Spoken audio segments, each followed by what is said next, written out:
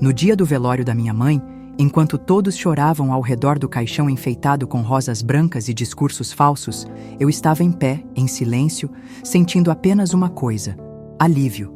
Não o tipo de alívio que se sente quando alguém que amamos descansa, mas aquele que surge quando a presença opressora de uma sombra desaparece, porque minha mãe não foi um abrigo, foi uma tempestade constante, uma mulher fria, elegante e cruel. E eu, sua filha bastarda, sua vergonha, sua punição eterna. O que ninguém sabia é que por trás daquela imagem de matriarca perfeita havia uma história podre, feita de silêncio, humilhação e segredos. Meu nome é Helena, e por toda a minha vida fui tratada como um erro. Cresci num canto da mansão da família Albuquerque, rodeada de luxo que nunca me pertenceu. Enquanto meus irmãos brincavam na piscina, eu era mantida longe, limpando os brinquedos que eles quebravam. Minha existência era ignorada, minha voz apagada, meus aniversários esquecidos. A única coisa que ela me deu foi o sobrenome, e mesmo isso me era lançado como uma ofensa. Você devia agradecer por ter nascido com esse nome. É mais do que merece, mas o destino tem formas irônicas de agir. O que começou com um velório sem lágrimas, logo se transformaria em um acerto de contas. Uma justiça tardia que veio não pelas mãos de advogados, mas pelo peso de um testamento que ninguém esperava. Porque às vezes, quando a vida se cala, a morte decide falar. E o que ela revelou mudou tudo. Se você já passou por algo que mudou sua vida para sempre, algo que partiu você por dentro e reconstruiu quem você é, inscreva-se agora no canal Histórias Entre Lágrimas e deixe seu like. Essa história vai te mostrar que até mesmo o silêncio mais cruel pode esconder uma verdade poderosa. Antes da morte da minha mãe, antes de toda a farsa do testamento, existia uma rotina invisível que só eu conhecia. Minha infância foi uma sucessão de dias apagados, onde o som da minha voz parecia incomodar. Nasci de um relacionamento escondido, fruto de uma paixão que minha mãe teve antes de se casar com o grande empresário da família Albuquerque. Para preservar as aparências, ela me trouxe para casa dizendo que era filha de uma prima distante que morreu no parto. Nunca fui apresentada como filha. Nunca fui abraçada como filha. Cresci sob ordens frias da governanta. Enquanto Letícia, minha meia-irmã, era levada para aulas de balé, eu era deixada na lavanderia, separando roupas por cor. Quando perguntei por que não podia estudar em uma escola melhor, minha mãe respondeu com os olhos gelados: "Porque você precisa aprender o seu lugar, Helena." E meu lugar, por 27 anos, foi o silêncio. Havia apenas um cômodo onde me sentia segura: a biblioteca esquecida no fim do corredor leste da mansão. Um lugar empoeirado, cheio de livros antigos, com uma poltrona rasgada e cheiro de mofo. Ninguém ia lá. E talvez por isso eu ia. Era naquele espaço escuro e silencioso que eu lia sobre mundos diferentes do meu, onde sonhava com famílias que se abraçavam, com mães que sorriam, com casas onde ninguém precisava pedir desculpas por existir. Com o tempo, comecei a trabalhar como revisora de textos para uma editora online. Escondida no quarto de empregada onde dormia, lia romances, histórias infantis, crônicas. Um dia, mandei um conto para uma pequena publicação independente e me pagaram por isso. Aquilo me acendeu por dentro. Usei o pouco que ganhava para fazer um curso de escrita criativa. À noite, quando a mansão dormia, eu escrevia escondida, como se aquilo fosse um segredo perigoso. Mesmo sendo tratada como uma sombra, havia vida dentro de mim. Sonhos, vontades, amor. Mas minha mãe fazia questão de esmagar cada broto. Quando a confraternização de fim de ano acontecia, eu não podia aparecer nas fotos. Quando um visitante perguntava quem eu era, diziam: "Ah, é só a ajudante." Eu não era filha. Era um incômodo tolerado por educação. Mas naquele tempo apagado, uma certeza crescia dentro de mim. Um dia, eu sairia dali. Um dia, eu teria minha própria vida. O que eu nunca imaginei é que essa virada viria justamente por meio dela, pela mulher que sempre tentou me apagar. A tensão começou a mudar de forma quando fiz 25 anos. Não era mais apenas indiferença, era controle. Percebi isso quando comecei a juntar dinheiro para sair da casa. Um dia, deixei uma pasta com meus textos impressos sobre a cômoda do meu quarto. No dia seguinte, ela havia sumido. Perguntei à governanta, mas ela desviou o olhar. À noite, minha mãe entrou no meu quarto sem bater, como sempre fazia, e jogou a pasta no chão. Você acha mesmo que alguém vai pagar por essas bobagens? Disse com o desprezo escorrendo da boca. Naquele momento, senti o primeiro estalo. Não era só rejeição, era sabotagem. E quanto mais eu crescia, mais ela tentava me puxar de volta para baixo. Letícia, minha irmã, seguia como a queridinha, formada em administração, vestida sempre com as melhores grifes, noiva de um advogado renomado. E eu, com minhas roupas simples e calos nos dedos de tanto digitar, era o contraste que ninguém queria por perto. Comecei a notar os sussurros, as conversas que cessavam quando eu entrava na sala, os olhares de desprezo do resto da família. Até mesmo nas reuniões sociais, eu era colocada para ajudar com os copos ou o buffet, mesmo sendo uma adulta. Um dia, ouvi minha mãe dizer para uma amiga: "Ela só está aqui porque ainda não descobriu onde se enfiar. Não se preocupe, logo arruma um jeito de resolver isso." Era como se minha presença fosse uma ameaça invisível. E talvez fosse mesmo, porque eu carregava algo que ninguém ali tinha. Verdade. E essa verdade doía mais do que qualquer vergonha que eles queriam esconder. Foi nesse cenário que a saúde da minha mãe começou a se deteriorar. O câncer, que ela tentou manter em segredo, avançava rápido. E mesmo diante da doença, ela mantinha a pose. Recusava a minha ajuda. Preferia ser cuidada por enfermeiras contratadas, como se minha presença contaminasse. Mas havia algo diferente em seu olhar nos últimos dias. Uma espécie de peso que nem ela conseguia esconder. Um medo, uma urgência, como se quisesse dizer algo, mas não tivesse coragem. E então, sem aviso, ela morreu numa madrugada fria. A mansão mergulhou no luto. Um luto formal, bonito nas fotos e nos arranjos de flores. Mas dentro de mim, o verdadeiro luto era outro, o da esperança. A certeza de que ela partiria sem nunca ter me reconhecido, sem nunca ter me chamado, nem uma vez sequer, de filha. 2 dias após o enterro, fui surpreendida com um telefonema formal. Era o advogado da família, o mesmo que cuidava de todos os negócios e papéis da Casa Albuquerque há mais de 30 anos. Ele me informou, com um tom quase robótico, que a leitura oficial do testamento da senhora Isadora Albuquerque ocorreria naquela sexta-feira. "Sua presença é requisitada, Helena", ele disse, como se aquilo fosse uma formalidade incômoda. Requisitada, não bem-vinda. Cheguei à mansão com um nó na garganta. Os portões que tantas vezes me viram entrar com medo, agora se abriam pela última vez. Ou assim pensei. Os corredores da casa estavam frios, como se o espírito de minha mãe ainda vagasse por ali, olhando de canto, julgando cada passo meu. Letícia, como sempre, estava impecável.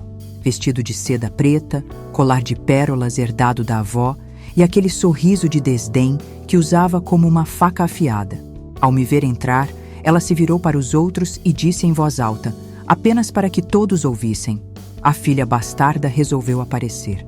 Engoli seco. Não valia a pena reagir. Nos sentamos em volta da mesa comprida da biblioteca. Irônico, pensei. A única parte da casa onde eu me sentia viva, agora seria palco do desfecho de uma história enterrada por anos. O advogado abriu os documentos, fez uma introdução protocolar, leu as cláusulas iniciais, propriedades divididas entre os irmãos, ações da empresa para Letícia, uma casa de praia para Marcelo. Tudo como o esperado, tudo muito previsível. Mas então ele pausou. A sala ficou em silêncio. O testamento tem um adendo registrado em cartório 1 mês antes do falecimento. Uma cláusula pessoal, escrita à mão pela própria senhora Isadora, disse ele, tirando um envelope envelhecido da pasta de couro. Meus irmãos se entreolharam. Letícia franziu o senho. O advogado respirou fundo antes de continuar. A minha filha Helena, deixo a biblioteca da família, juntamente com os terrenos da antiga chácara em Serra Alta e os arquivos pessoais do Sr. Álvaro Albuquerque, seu pai, que ela faça com isso o que achar justo. A reação foi instantânea. Letícia se levantou da cadeira, batendo com as mãos na mesa. "Isso é um absurdo. Isso nem é legal." Marcelo chamou o advogado de farsante. O ambiente virou uma tempestade, mas eu estava congelada. Ela tinha me chamado de filha, não numa conversa, não em vida, mas em papel, em documento, em testamento. Pela primeira vez, minha existência era reconhecida. Pela primeira vez, ela admitia que eu era parte dessa família, mesmo que morta.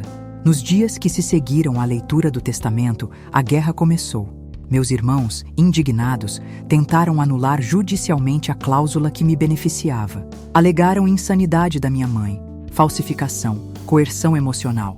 Letícia me ligou 3 vezes. Na última, sua voz estava carregada de veneno. Você nunca foi uma de nós. Vai devolver isso tudo ou vai se arrepender. E desligou antes que eu pudesse responder. Não que eu soubesse o que dizer. Eu estava tentando digerir tudo. Passei noites em claro lendo os arquivos que o advogado me entregou. Documentos, cartas, diários antigos. A cada linha, descobria mais do homem que foi meu pai. Álvaro Albuquerque era culto, sensível, diferente de todos os outros homens daquela linhagem fria. Ele amou minha mãe, mesmo ela o traindo com o próprio cunhado. Sim, eu descobri isso. A grande matriarca perfeita havia vivido um escândalo, escondido sob 7 chaves, enquanto me condenava por um erro que não foi meu.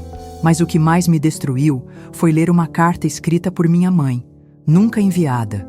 Nela ela dizia: "Não consigo olhar para Helena sem lembrar do que perdi, do que destruí. Ela é o espelho da minha vergonha. Por isso a afasto. Por isso a silêncio." Aquilo caiu sobre mim como uma avalanche. Eu era o símbolo da sua culpa, não rejeitada por quem eu era, mas pelo que ela não suportava ver refletido. A biblioteca, o terreno e os documentos não eram só uma herança.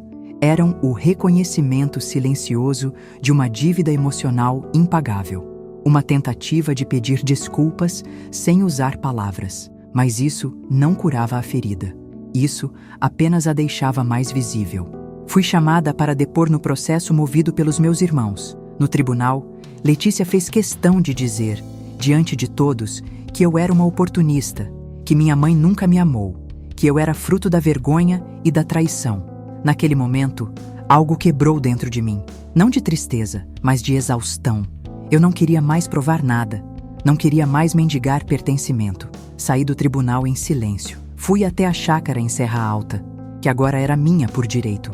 Lá, sozinha, sentei diante do antigo casarão em ruínas e chorei. Chorei por mim, pela criança que fui, pela mulher que me tornei, pela filha que nunca fui, pela mãe que nunca tive. Era o fundo do poço, o lugar onde nada mais sobrava, apenas eu, e o que eu decidiria fazer com tudo aquilo.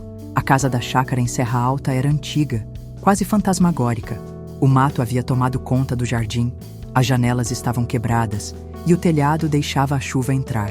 Ainda assim, ali havia um silêncio diferente. Um silêncio que não era de opressão, mas de possibilidade. Pela primeira vez, eu estava em um lugar que me pertencia de verdade. Não por concessão, não por caridade, mas porque havia sido confiado a mim, mesmo que tardiamente. Passei semanas ali, sem telefone, sem internet, levando comigo apenas os livros da biblioteca e os cadernos de anotações deixados por meu pai. Foi entre as páginas rabiscadas por ele que encontrei algo inesperado.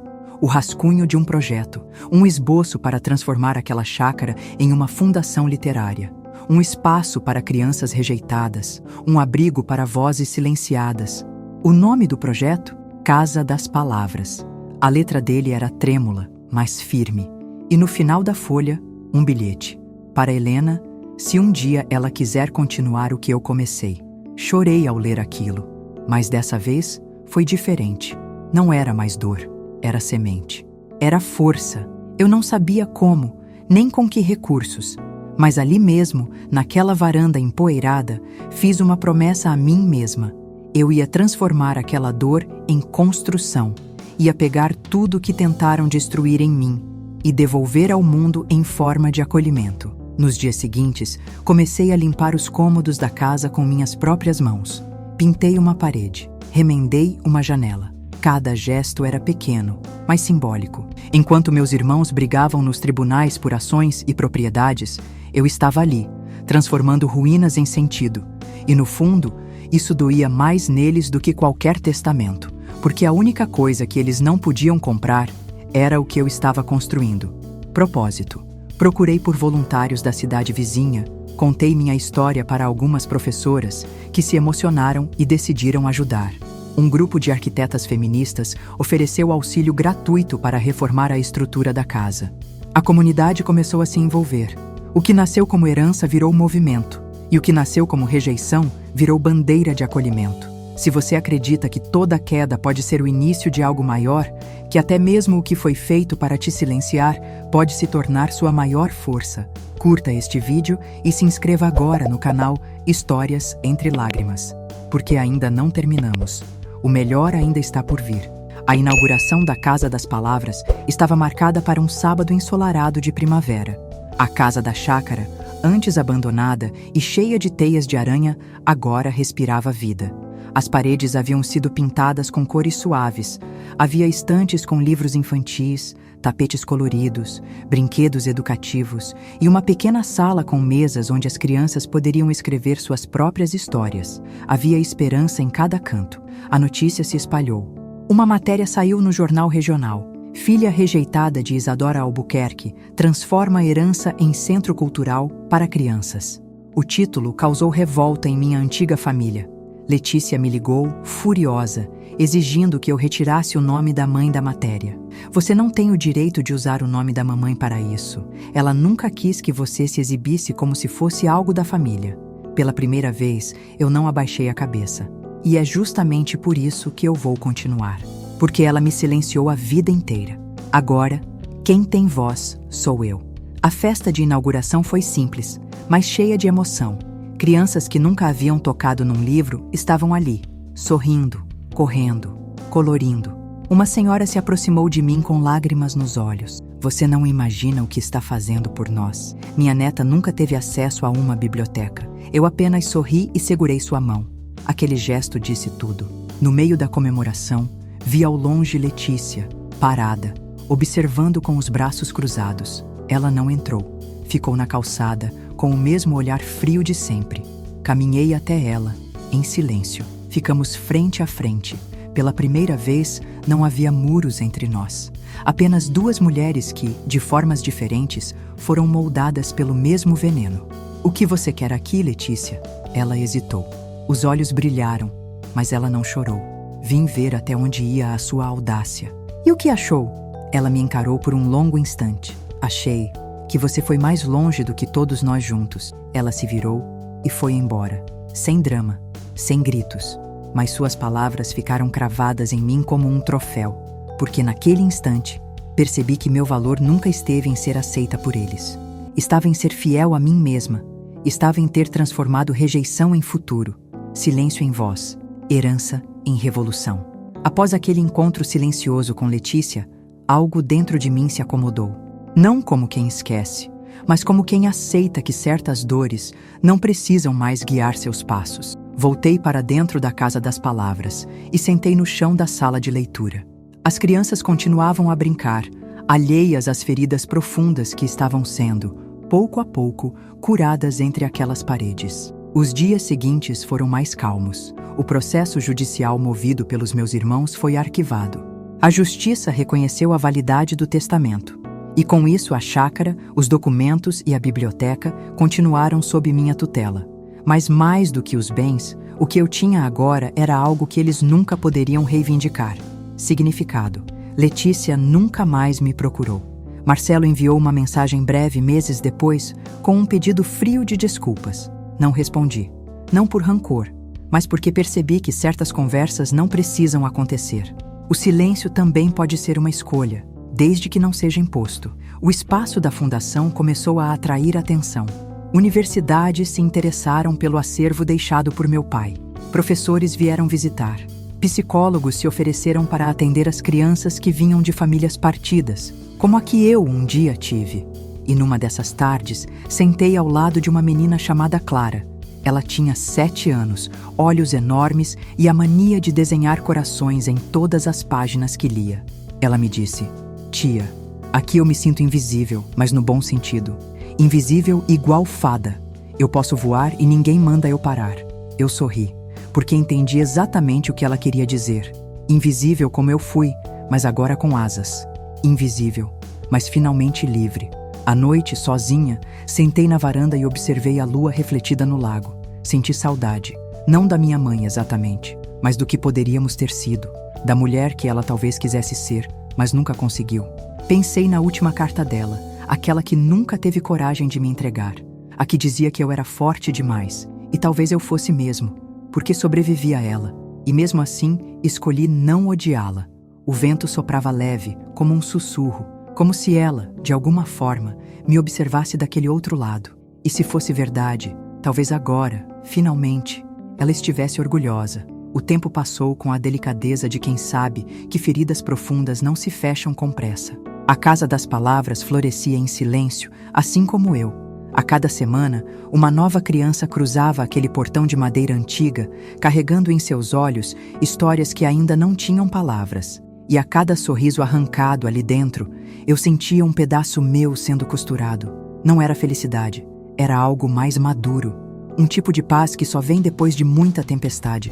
Eu ainda sonhava com a mansão dos Albuquerque às vezes, com os corredores gelados, com a escada de mármore, com os olhares que cortavam como facas.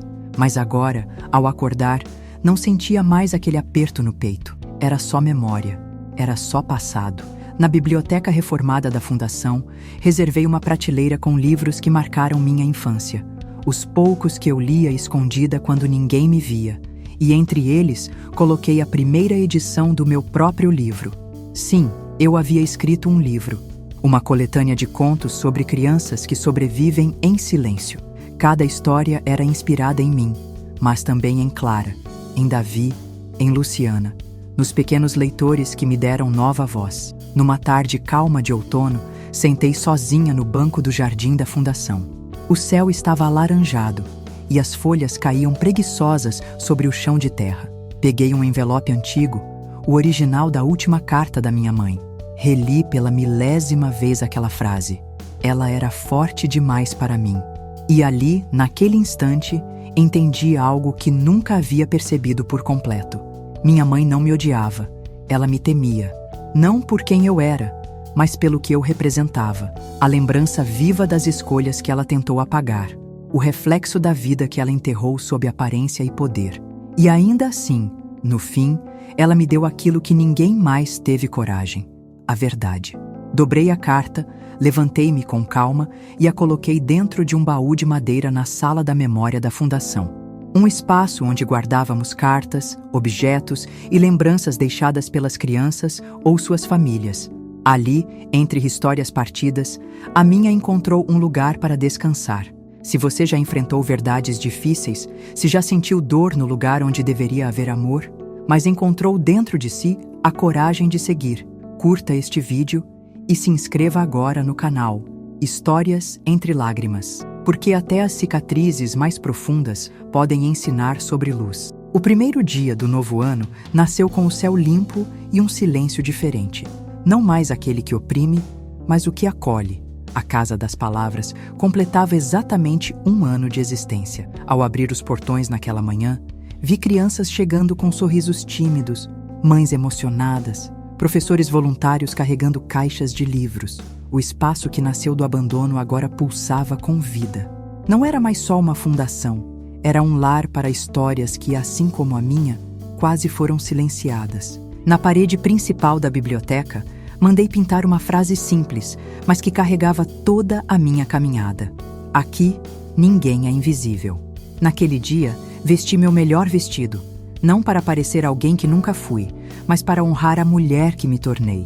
Caminhei entre os corredores da Fundação, observando cada detalhe com olhos gratos. As cortinas novas feitas por costureiras da comunidade, os quadros pintados pelas próprias crianças, as estantes coloridas doadas por voluntários. Tudo ali era resultado de afeto, resistência e propósito. Na sala de leitura, uma menina chamada Ana me abraçou e disse: "Eu gosto daqui porque você parece com as personagens dos livros, as que são fortes." Sorri sem conseguir responder, porque talvez pela primeira vez eu realmente fosse uma dessas personagens. Ao final da tarde, fui até o terreno dos fundos onde plantamos um ipê amarelo, uma tradição que começamos no primeiro mês da fundação. Cada criança que fosse apadrinhada por um dos programas sociais teria seu nome em uma pequena plaquinha na base da árvore. A árvore já estava cheia delas, e ali, diante de tantas pequenas sementes de futuro, deixei a minha também. Uma plaquinha com o nome Helena Albuquerque, sem vergonha, sem medo, sem omitir nada, porque agora, sim, esse nome me pertencia, não como um fardo, mas como um legado, um que eu reconstruí com minhas próprias mãos, tijolo por tijolo, palavra por palavra. Enquanto o sol se punha atrás das montanhas, fechei os olhos e respirei fundo. Não havia mais perguntas, não havia mais dores escondidas, só o presente e uma certeza: minha história não foi em vão. Obrigado por ter ficado comigo até o fim dessa jornada. Se essa história tocou o seu coração, curta este vídeo, inscreva-se no canal Histórias Entre Lágrimas e compartilhe com alguém que precisa ouvir que é possível transformar dor em propósito, porque mesmo quando tudo parece perdido, ainda há esperança. Sempre há.